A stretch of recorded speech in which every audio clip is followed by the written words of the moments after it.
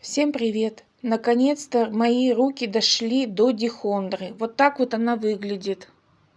Вы все помните, что я из одного стаканчика в другой переносила, круги наматывала, пришпиливала шпилькой. Поскольку растений очень много, поливать времени просто нет. Я поливаю выборочно, и все растения у меня сейчас стоят на нижнем поливе. Вот видно, что он абсолютно сухой. Вот он сухой. И нижняя часть стакана ровно до половины, она сухая.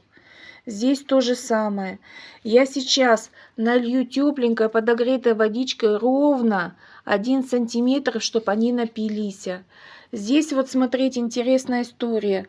Этот очень мокрый, а этот сухой. Вот его я тоже напою. Подписывайтесь на мой канал, ставьте пальчик. Всем пока-пока.